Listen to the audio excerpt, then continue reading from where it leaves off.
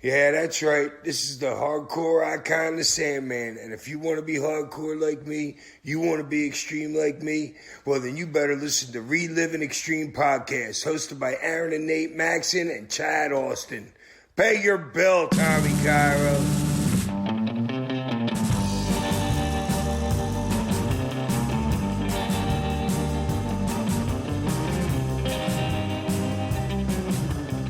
Let's get this the party week started. Yeah, let's get the party started. Well, somebody better call Archie Mitchell. On Reliving the Extreme, we are reliving the episodes of ECW from August 16th and 23rd, 1994, because there is not a lot to cover, literally. I know we say that a lot, jokingly, folks, but literally, these two episodes of ECW are highlights from the show we reviewed last time, Hardcore Heaven, and interspersed with promos, so it will not take us any time at all to cover these things. So we're basically going to do two shows in an hour. Yes, pretty much. Yeah, And I mean, we have to, because it's just like, when isn't it a recap show? Well, I'm hoping, because obviously the next episode that we're going to have of the show to watch is when this promotion ceases being NWA Eastern Championship Wrestling and becomes Extreme Championship Wrestling. So I'm hoping that change is coming here, that we're going to start seeing less of a, what do you want to say? Less of just a regional weekly program and more of a company trying to build a national brand. Well, that was Paul's, and what's his name? The guy from the NWA? Howard Brody and Dennis Coraluzza? No, the main guy. Oh. The Jim, what's his name? The Memorial Cup guy. Oh, Jim Crockett, yeah. Oh, yeah. Like, he was the one that was going to, what? Move the office to not New York, Texas, right? Yes. Yep. He that was his bright idea to go buy an office in Texas. Yeah, because at this point, for those of you that don't know, and I think it was about September of '93, WCW had essentially just dumped the NWA. They were done with it. You know, they had gotten the mileage out of it. They wanted to I guess continue their promotion and continue their legacy. And then it was just kind of in limbo for about a year. And like Chad said, I disagree. I think it was a little bit longer than that, because I think the whole entire deal with Jim Crockett was about a year long. Okay. And the talent didn't have any, like, not me, but the regular talent didn't have any idea what was going on. But I think that there was something going on, and there was something in the works, right? Oh, yeah, definitely. And setting up this tournament for anything I've ever read, initially they were going to do it like a multiple, what do you want to say, a multiple promotion tournament somewhere. I'm sure it was. Gordon convinced Coraluzzo and Brody and Crockett, mainly Coraluzzo and Brody, I think, well, let me just do it in ECW. And even before that, him and Paulie had the plan. No chance Coraluzzo agreed to that. No chance. It may have been Brody. You think he'd have seen it coming? Coraluzzo? Mm-hmm. Fuck yeah. Dude, Coraluzzo was not a fan day one. Mm-hmm. Day one. He was like, I don't like any of this. Fuck all this. And I don't know a whole lot about Dennis, but he may or not had connections to, people. As of people.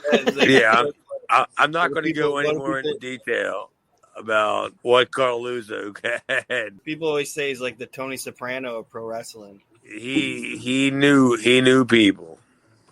He knew people in the sanitation business. Let's just put it that way. Yep. Garbage is his business. Business is good. He walked into ECW. He's like, I know something about sanitation, and this is garbage. Now, that's the reason why he never walked in ECW. Because he would have walked in and there wouldn't have been nobody there except me and fucking Tony Marmaluke. I don't know, whatever his name is. So before we get into these shows, I have actually, in the couple of weeks since we did a show, we actually got a few questions from you, the listeners, which anytime you can send to relivingtheextreme@gmail.com. Well, we got questions? we got questions, and none of them are from Archie Mitchell. Well, I implore both of our listeners to send the questions because we keep them coming. We love answering the questions here on the. The first question is for Chad, actually, specifically. It's from a listener named Corey White. Corey says, Chad, who is the biggest asshole you have ever dealt with in the wrestling business? Biggest asshole. You can't say Archie Mitchell. Archie Mitchell's never been in the wrestling business. Yeah, but he sent me a Facebook pic that, oof. He's in a different kind of business. Yeah, I mean, if you yeah. Biggest asshole, probably probably Tony Atlas.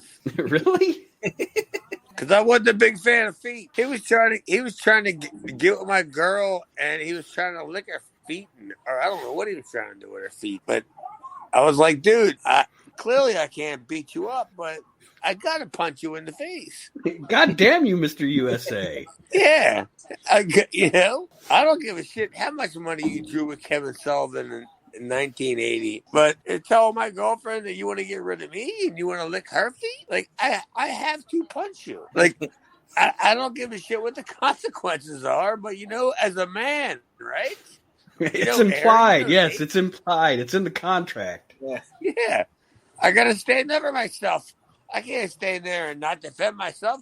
So I had to punch Tony Atlas and go like, fuck you. I don't know. Whatever. Is what it is. Well, Tony Atlas is an asshole. There's the name of this episode. So dude, far, Tony Atlas is not an asshole. like literally, Tony Atlas is a really, really great guy. Honestly, he's a really great guy. He's just a deviant. Nothing wrong with that. I mean, I don't give a shit what he wants to do when he's not working. Like we're not here to kink shame. It's not my fault I couldn't find my left flip flop. I'm walking around the locker room going, I can't find my flip flop. And all of a sudden, Tony Atlas is handing it to me. Like he's handing it to me after he sniffed it. Like, why is my flip flop moist, Tony? Why is it moist?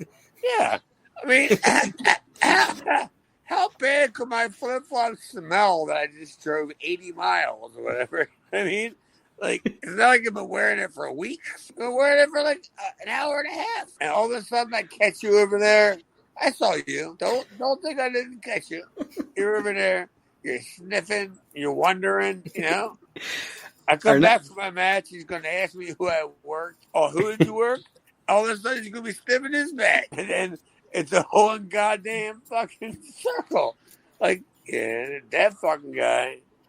Are we doing a show about Tony Atlas? Well, I was going to say, with you having clarified that Tony Atlas is a good guy, is there anybody that was just I don't know if you want to bury anybody or not, but is there anybody that you dealt with that you're just like, God, what a colossal asshole? No, I don't have that. I mean, no. I actually wish that I did, but I think the guys that I were involved in the wrestling business with, they were all trained the way they were supposed to be trained, and they were respectful, and they did what they were supposed to do. And yeah, I mean, no, I don't.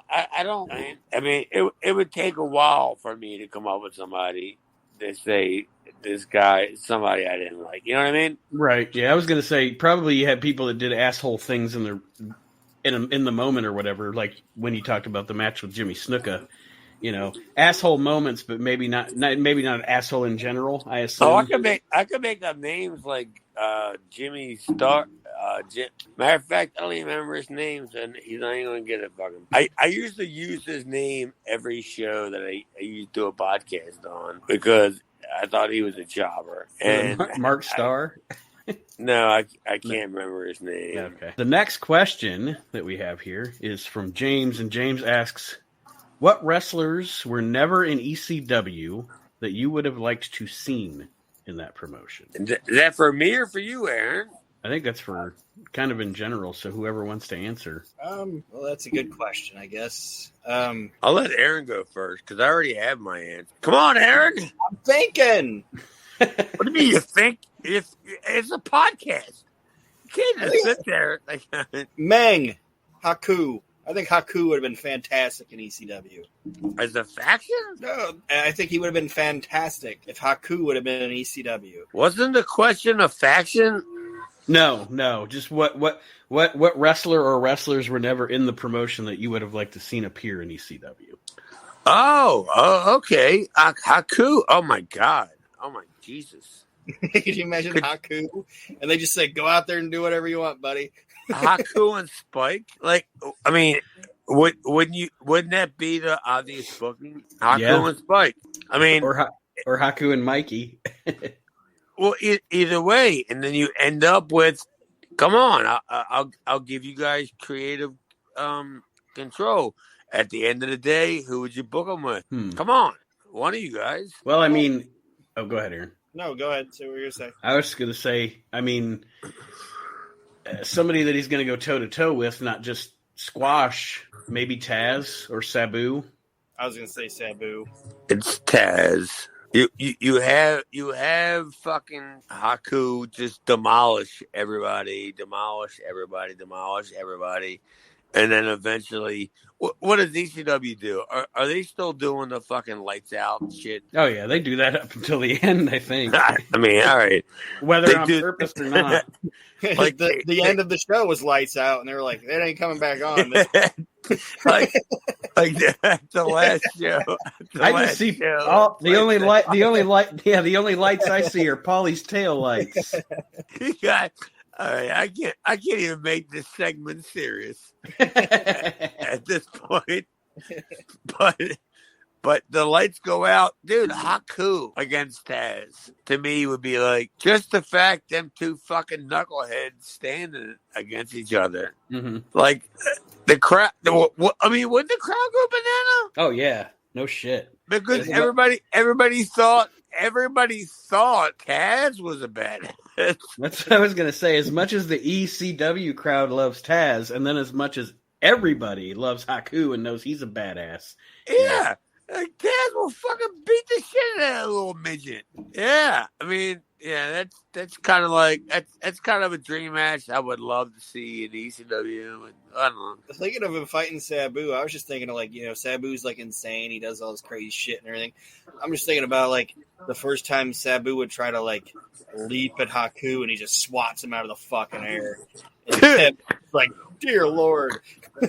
Like the only time Sabu would ever just have like a frightened look on his face. I see that on ECW all the time where I watch a guy like, I don't know what his name is, fucking Ford El Fuego. Like, I'm getting one of them, I think. I want to buy a Ford El Fuego. And he does that little flip thing. I'm like, dude, I'll just kick him in his face. This guy is doing a leap off of this rope. He's going off of this rope. He's going off of this rope. I'll kick him in his face. I mean, how long do you expect me to sit here? You know, I mean, I take it back. I've been in this business 30 years. I am not going to sit around for a guy who's going to jump from rope to rope to rope to rope to rope to rope in order to do a move to me. Like, I'm not going to be there. I was going to say, at that point, who looks like the idiot? Yeah, I mean, I'm not a guy that I'll do whatever you want. I'll do anything you want, any spot you want to do. I don't give a shit how ridiculous it is or whatever. But when it takes that long, then, I mean, help me out, buddy. Once it takes like 5 or 6 minutes for you to get in the spot, Mm-hmm. Did you have anybody else in mind, Chad, that you think would have it would have been fun to see in ECW other than Haku that never was there? Oh man, who would I love to have seen to be in ECW? Yeah. Off the top of my head, I would have loved to have seen Archie Mitchell. Because what came to my mind, a mass transit situation. If Archie goes up. What came to my mind when I saw the question, the person that came to my mind was what would have been had Kurt Angle not been there on Crucifixion night and said, "Fuck this noise." and and decided that he was going to be with ECW? What could have been with Kurt Angle, a young Kurt Angle? I don't believe any of that. I don't No? believe. I don't believe. I think that was just Kurt Angle being fucking Kurt Angle.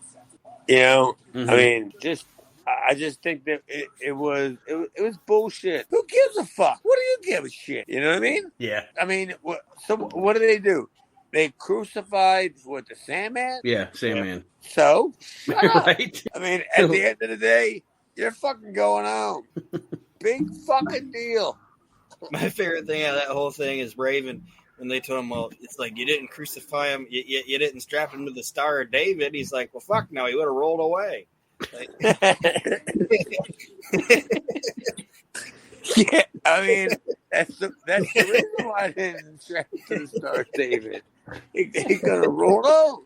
It's fucking funny. Away, away, away, away, away, oh, away, oh, away, away, away, away, oh. Jungle Boys music. Call it the dreidel angle. Fuck. I mean, seriously, stop it. Enough. well, since Chad didn't have one, the other guy would have, and we don't have to talk too much on it. I think it would have been cool to see Vader there at least once or twice. Vader in ECW? Yeah. Oh, good lord. Like one more last little 2 or 3 match run where he could be a badass after he was done in WWE. With Shane? Yeah, I just would have I think it would have been cool. I can see that. What about you put even have him, what about the ECW arena and you have Bam Bam versus Vader? That's what I was just gonna say. Vader and Bam Bam 1-on-1. No, see, I would have Bam Bam and Vader just every single match ended in no DQ. Like, there's just no way to know. You know what I mean? Mm-hmm. Like, every match, no DQ, and it's next month, no DQ. These two guys can't figure out who's the badass. You know what I mean? Right. Yeah. And then you can stretch that out for 6 months. Well, I mean, you got to figure out Terry's leaving, right? Mm-hmm. So there you go. There's your out. The last show you booked Terry to do the fucking somewhat job. Mm-hmm. Not have him get. I mean, I wouldn't have him pinned. I would even consider a count out as a win. Just, you know what I mean? Right. If he was knocked out of the ring and boom. And it was a 1, 2, 3 or a count out or whatever it was, I would consider that as a win. But yeah, I would never. There's no chance. And like I'm fucking 49 years old, and I can never conceive myself to figure how is Terry Gordy going to take a pin? How do you pin Terry Gordy? You know what I mean? Mm-hmm. No, you don't pin Terry Gordy. The last question. And then we'll quickly go through the actual episodes of ECW that we are going to discuss. This one is from a gentleman named Rudy. Hey, guys. I've also been watching a lot of ECW lately. I'm finding I don't feel that it ages well as compared to some other wrestling from the time. What are your opinions on this? Do you agree that ECW doesn't really age well? I agree. I agree. I think it don't look good because it doesn't have the television standards that Paul picks up in the following weeks. Mm-hmm. And I think it had because it's basically just standard definition. Right. It's not high def. So it's just basically standard definition. Yeah, I agree. I didn't like it back in the Valley Forge days. Mm-hmm. I thought it looked shitty. See, I'm of two minds on the ECW thing. Like people that say that the promotion doesn't age well at all, and I always think to myself, I think with match quality in some instances, i.e., say you get into the age of RVD and Jerry Lynn or some of the other stuff you see, I think ECW as a promotion ages well than anything the WWF did in like 98, 99. You know, it's. I know that obviously WWF or WWE's priority is to make us remember the Attitude Era as this glorious thing, but in actuality, we're not in the Rob Van Dam age no. yet. Well, no, but the gist that I got, I guess, from Rudy's email is it sounds like he's asking about the whole promotion as a whole, from beginning to end. We're still in the Rudy Diamond age, Frankie Williams age here. From Columbus, Ohio. What? Columbus, Ohio? He's not afraid of nobody. He's not afraid of nobody. I got no move for nobody. But yeah, we're still in that age with ECW because I don't think Paul has Paul changed companies yet, like production companies. I don't know. I'm asking. I think that's upcoming because I think that comes soon after the rebranding. I'm pretty sure. After the what? After the rebranding from NWA Eastern Championship Wrestling to Extreme Championship Wrestling, I think. It's not too far after that. Well, being a talent there, I thought that it happened like a couple of weeks beforehand. Okay. But to me, it probably wouldn't have shown on television. Because we're going to get... It's not too long now before we get Pulp Fiction, right? Well, I don't know. And the static in between the segments, the little in between the segments deal. And all that. I wish I could have done that. I never did any of that. No Pulp Fictions for you? No, I wish I would have. Just because I could have said something stupid like, where's my cheeseburger? Do the George the Animal steal? How now, brown cow? Yeah. I mean, anything. But no, they didn't start that until after I was I don't know. But how great is it? What's it? Aaron, what's it? 90 seconds? Pulp Fiction. Pulp Fiction. Pulp Fiction started, but probably I think that's 96. No, I'm saying 90 seconds. As far as like the end of the show, it's a send off. Yeah, it's the bookend of the show, so it's probably 90 seconds. Yeah. Well, you got 37 minutes to write your fucking stupid show, and then you get 3 matches, you get 4 promos. I mean, I know how to write TV, so I know how much time it is. So you only get like 16, 17 seconds, depending on how much time they got booked on the log for the program. And in all honesty, that Pulp Fiction thing was a fucking fantastic idea. It's fucking great. Like they took 90 seconds or however long to tell you basically everything that's going on in the fucking show. Dude, they could do probably. I'm not even kidding. I'm not even joking. And I bet you, me, you, Aaron, Nate, could book this. We could book an hour of doing the same show for an hour of the same thing with the same song, and it would be just as interesting as it was on ECW. I'm telling you. Don't you think? Yeah. I mean, you get guys like stupid ass fucking Nick Cage. I'll get Miss Jessica. I mean, people that can cut promos. That's all you need. Yeah. I mean, for 90 minutes, you don't even have to show a match. All you got to do is show a bunch of guys going, I'm going to fuck you up. Mm-hmm. Okay. It's like JR said, it's all about putting an ass every 18 inches. If you can get if they bought the ticket, they bought the ticket. It's the sizzle. Yeah. They got the sizzle on the stage. And that's why the most financially successful periods in pro wrestling didn't have good pro wrestling. Because your fan that you're appealing to, I mean, the most money the WWF ever made was during the Hogan era, where the in-ring didn't matter. During the Attitude Era, where the in-ring was virtually non-existent except for main event pay-per-view main events. That's when they make money. We as the kind of wrestling fans we are looking for good wrestling, but mom and dad are just looking to take their kid to see the wrestlers. So if the wrestlers can promo them into the building, it doesn't matter what happens in the ring, What about Watts? Yeah. I mean, are you discrediting Watts? No, but I guess what I'm saying is like the most money made in smaller you're talking periods about of time. just overall growth. Yeah, most money made in smaller periods of time. It's always when the worst wrestling is going on in the ring. All right.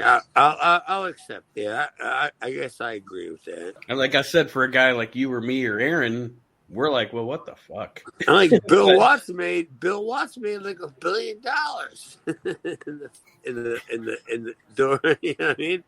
Mm-hmm. Like door oil business kind of thing. But we all saw how that went. Coco Beware just kept drop kicking Gustavo Mendoza. Do you think one of Bill Watts' biggest mistakes was constantly trying to replace Junkyard Dog instead of coming up with something new? I think Bill Watts' biggest mistake was not coming in place with reality. Like it wasn't a black thing to Bill Watts. No. I don't think that. I just think that he didn't have a touch on what the fucking society was going on, kind of thing. Why would you want to book it? Nope. I mean, all of a sudden, Bill Watts wakes up in the morning and calls Ernie Ladd. Hey, I'm done. You want to book it? I don't know. Mr. Television Announcer, I don't know. I'm not sure I want to book this television coming in. The big cat says, fuck that. No, I mean, seriously, it was in trouble. And it didn't have any structure. Like, I mean, let's be honest. I mean, we're not here to lie about it, right? Right. No, I mean, it was like for that, I think at that period of time, it was his, it's the old expression, and it might not, I don't know if it fits the situation or not, but his eyes were bigger than his stomach. I don't have any idea what that means. You know, you just, I mean, you think. That he can eat. Shut the fuck up. What? If you slap me in front of these people, I'm going to look like one of the Islanders. No, she didn't slap me. She just shoved me. No, I don't know. I don't know. Yeah, it is what it is. So Better I guess I guess we'll spend our last 20 minutes here really fast going through these two shows. Thank you to listeners, by the way, for the questions. We appreciate it. And thank you for listening. Is there a Bear Miguel Cicluna question? There's no Bear Miguel Cicluna question. Archie Mitchell, fucking get on it, though. Seriously. What the fuck's wrong, dude? The 8/16/94 show, we start off with a promo from Mick Foley talking about Hardcore Heaven, or his promo from Hardcore Heaven, I'm sorry, where he talked about having a technical match, et cetera, et cetera. And then Joey just gives us Hardcore Heaven highlights. Like I said, folks, these shows aren't anything to write home about. We get a Public Enemy promo that, of course, I didn't pay attention to because they lose me a lot of the time.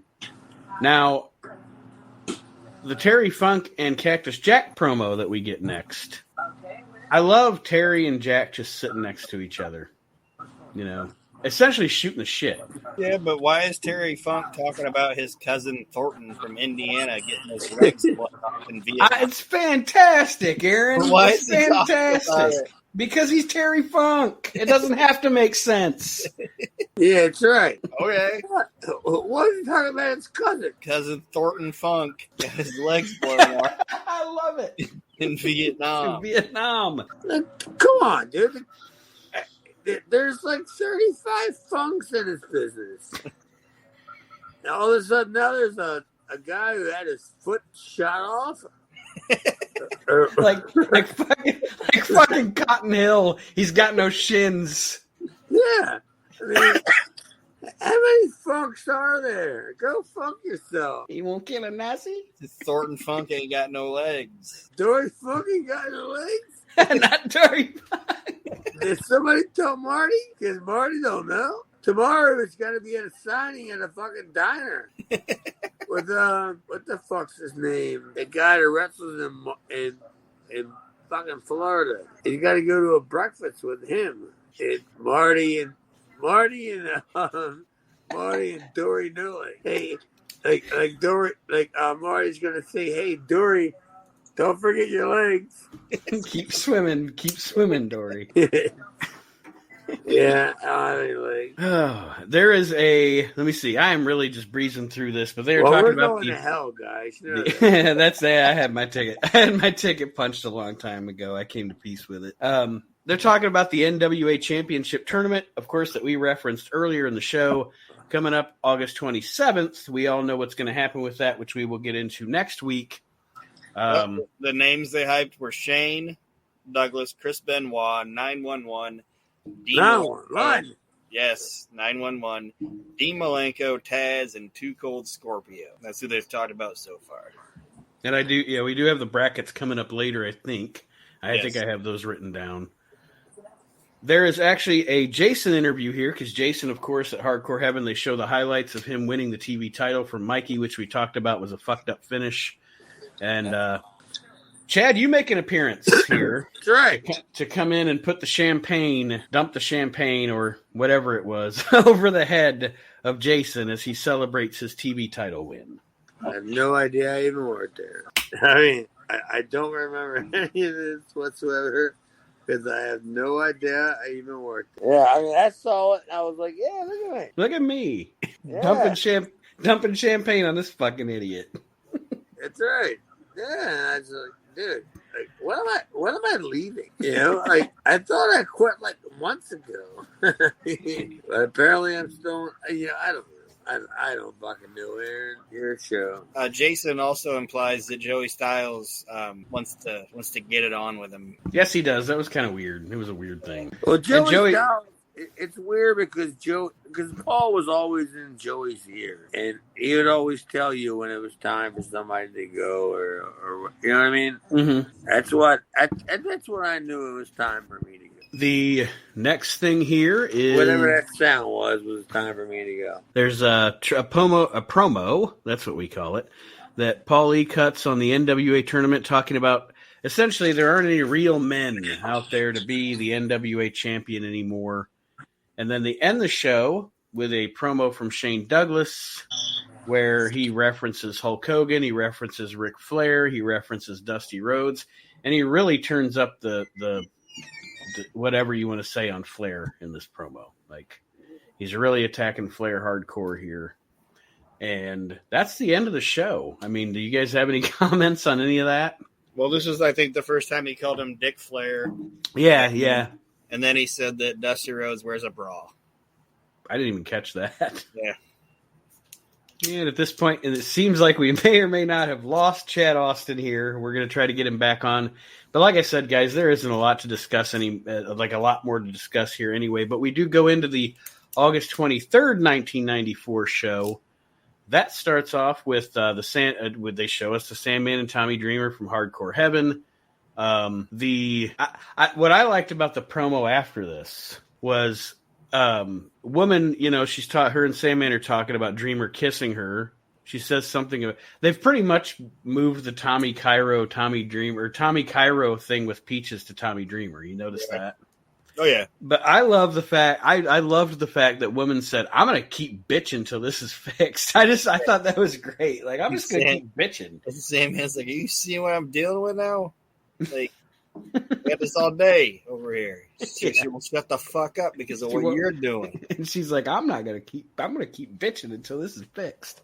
I thought that was great. That was great. Yeah. That was Nancy doing a great job there. All right, so this is where I have it written down. The NWA tournament bracket, the first round, and it is Shane Douglas versus Taz. Dean Malenko. This tournament is also introducing ECW to Malenko and Benoit, by the way, folks. This is where we're going to we're going to see them make their first appearances in the promotion. Buckle your seatbelts. But it's Douglas Taz, Dean Malenko versus, and I always pronounce the guy's name wrong, Nishimura. It's close enough. He's not listening. It's all right. We got Too Cold Scorpio versus Chris Benoit. And 911. Yes, that'll be good. And then 911 versus, I think they're calling it at this point a mystery entrant or whatever. A wild card. Wild card. Yeah, this is what it actually says on the bracket. For those of you who don't know, should I spoil it? I was about to. It's Doink. Yes, it is Doink, but it is also beginning one of my favorite angles, like favorite little angles ever with Born Again. Yes, it's the good doink. The good doink. It's good bad doink. It's like what doink should have never not been, or not. Right. You know what I mean?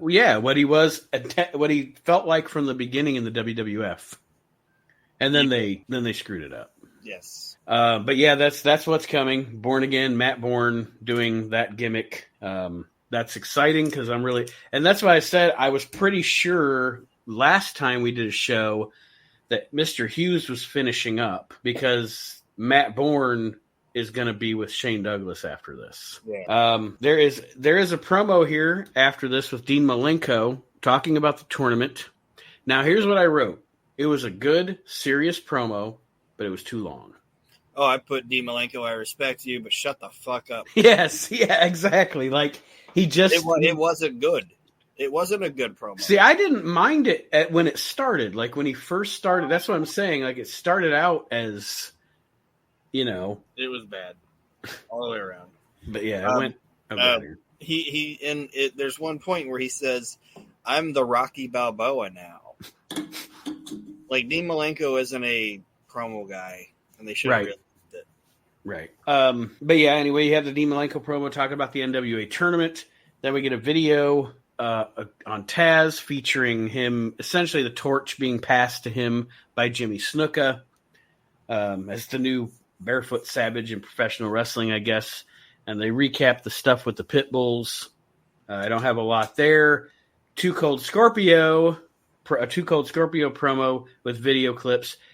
Also a guy that is one of my favorite wrestlers. He's in my top 20 wrestlers of all time. I love Too Cold. I do bad too. Promo. Bad promo. He's Yes. a bad promo. He'll just be like, you know what? It's ECW. And whoop, there it is. Yeah, ECW. ECW, dog. Here it is. Yeah. Baby got back. ECW. He just says. Y'all mentioned. I mentioned I got a big old dick. Well, no, his promos consist of him saying ECW, that's where it's at, and then mentioning a popular rap song. Yeah. He's like, ECW, that's where it's at. Baby got back. Yeah. We had effect. Slam. The live effect. Yeah. So, yeah. I'm the hot stepper, yo. I'll be Ani Kamosi my way down to the ECW arena. But anyway, yes. Love Too Cold, not a great promo. Yo, man, I had to come to the ECW because I was like, if you have no loot, go to ECW and get some money, y'all. Tony.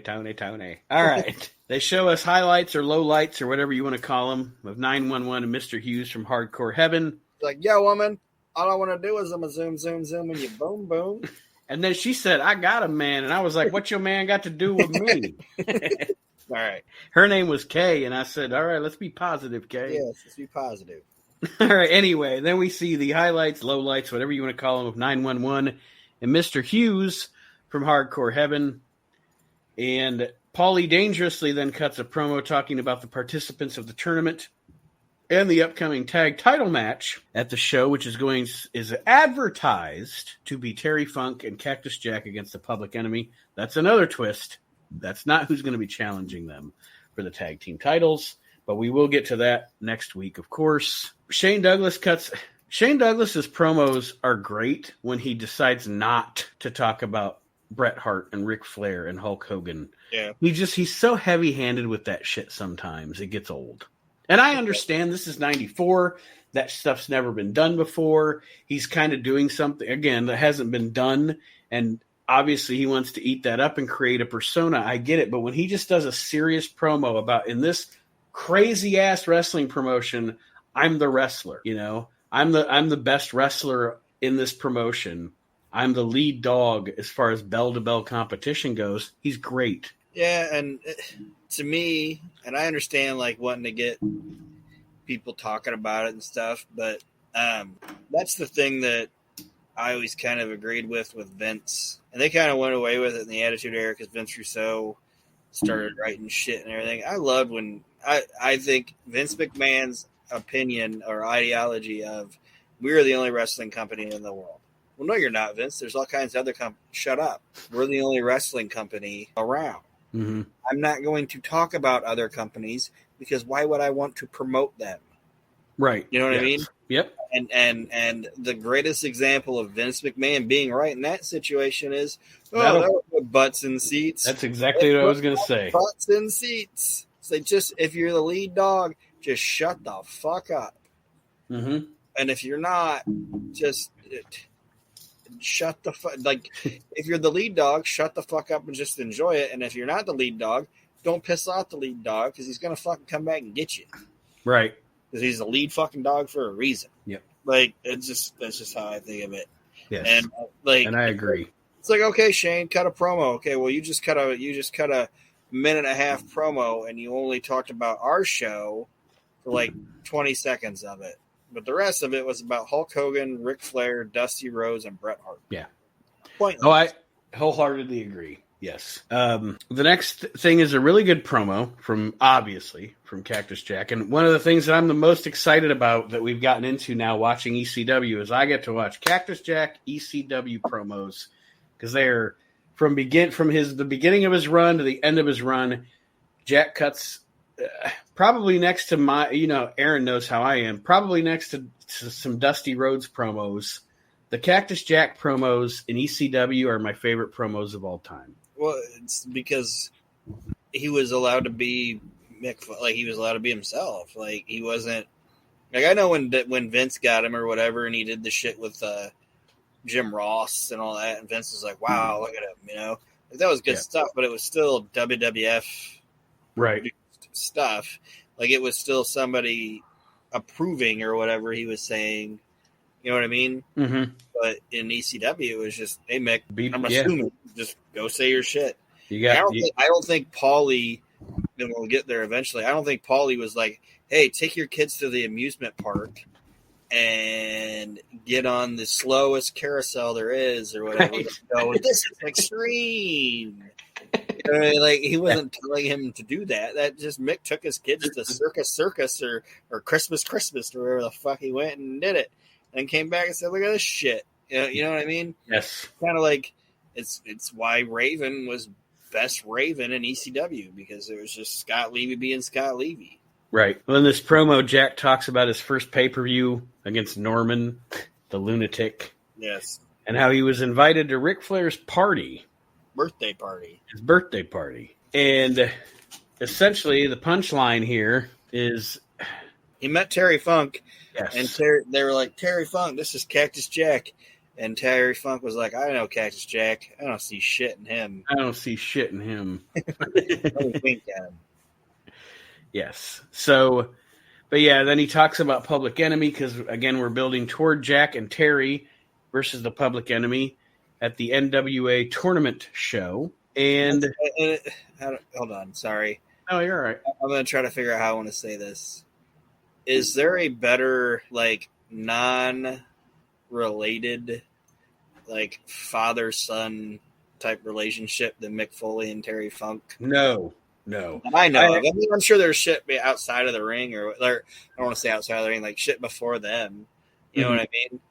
But that you didn't see documented or whatever. But in the modern era of professional wrestling, I don't think there's a relationship like that. No, there isn't. And that's why, like I said, I had written down at the beginning when we first started talking about these shows with them sitting in the chairs together.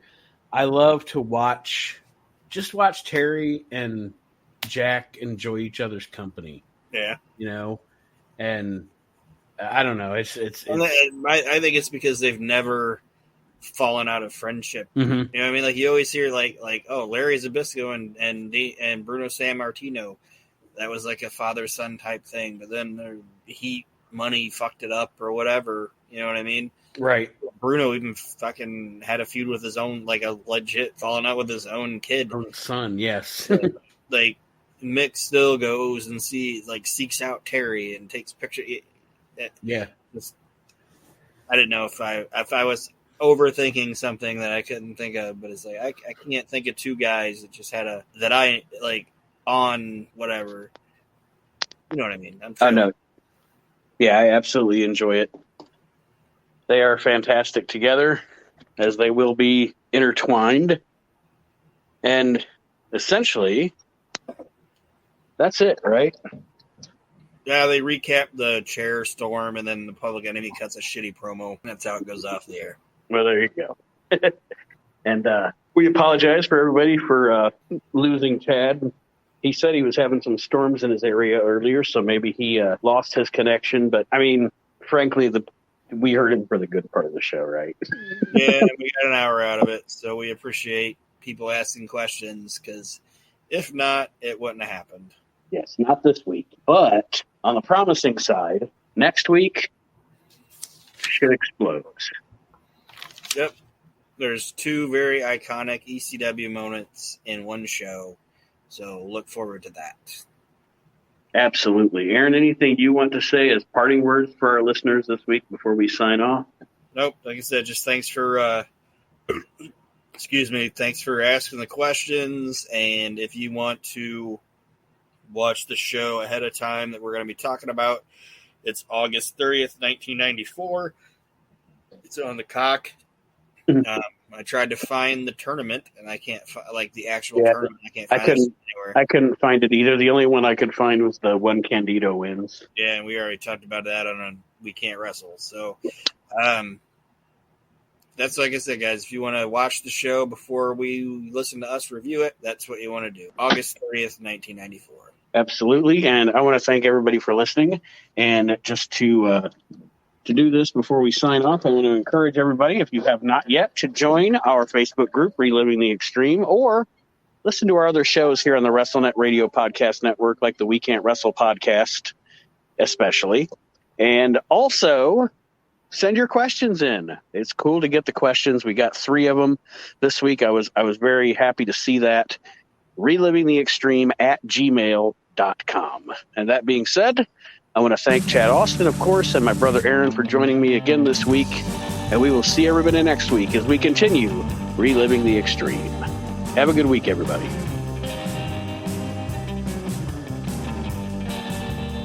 Reliving the Extreme is a production of Maxson Media. All rights reserved.